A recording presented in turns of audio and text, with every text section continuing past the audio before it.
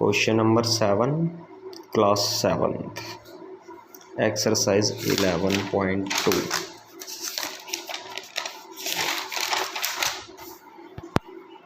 इसमें हमने फाइंड करना है, ये डायग्राम दी है क्वेश्चन में, और फाइंड करना है एडी। एडी फाइंड करने के लिए देखो क्या करेंगे। अगर मुझे एरिया पता चल जाए ये बड़ी ट्रायंगल का, तो एडी फाइंड हो सकता है। वो कैसे होगा वो देखते हैं। हमारे पास ये जो चीज़ गिवन है इन ट्रायंगल बी ए सी, ये देखो बी ए सी, इस ट्रायंगल में ये सारा कुछ गिवन है। ए बी गिवन है, ए सी गिवन है। देखो ए सी जो है परपेंडिकुलर है, डायग्राम में हमें इसको भी ऐसे बनाया हुआ है, ऐसे, इसका मतलब ये परपेंडिकुलर है। तो area of triangle half into base into height. Height क्या होगी, ये जो परपेंडिकुलर है। बेस क्या हो गया, जिस साइड के ऊपर परपेंडिकुलर ड्रॉ हो रहा है वो बेस होता है, तो ए बी बेस हो गया, बेस इंटू हाइट, इसका एरिया आ गया। अब हमने इसकी वैल्यू निकालनी है ए डी की। ए डी है किस ट्रायंगल में, बी ए सी ट्रायंगल में ही है, तो बी ए सी ट्रायंगल का ही एरिया यूज़ करेंगे, या फिर ए बी सी बोल लो या बी ए सी बोल लो, बात एक ही है।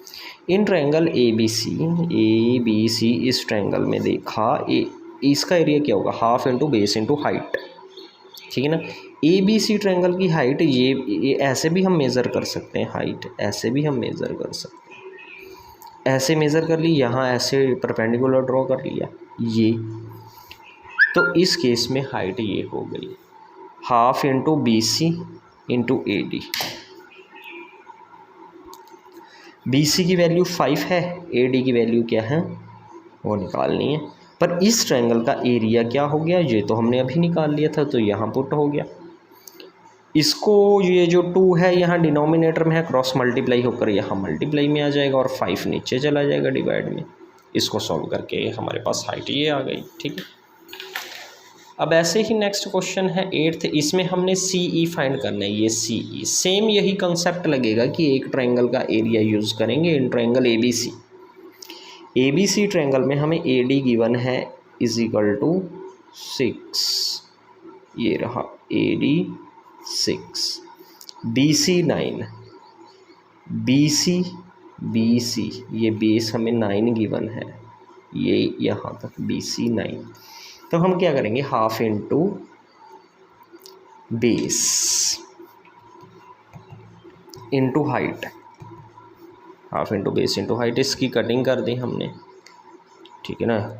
2 3 6, 9 इंटू 3 27, तो इस ट्रायंगल का एरिया आ गया। अब यही एरिया यूज़ करके ये निकल जाएगा, क्योंकि ये भी परपेंडिकुलर ही गिवन है हमें इस पे।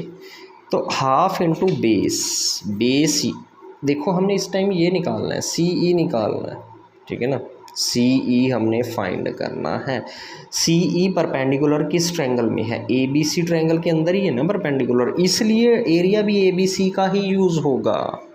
तो ए बी सी का एरिया क्या है, हाफ इंटू बेस। इस टाइम बस हम बेस इसको मानेंगे, फर्स्ट केस में बेस इसको माना था क्योंकि ये वाला परपेंडिकुलर था।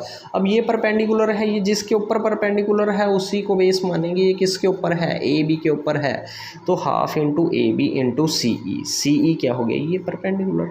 अब एरिया तो हाफ तो हाफ ही है, ए बी की वैल्यू हमारे पास क्या है 7.5, सी ई की हम निकालनी है, और एरिया की हमें पता है, क्रॉस मल्टीप्लाई हो जाएगा, this into this divide by 7.5, solve करके हमारे पास 7.2 आ गया।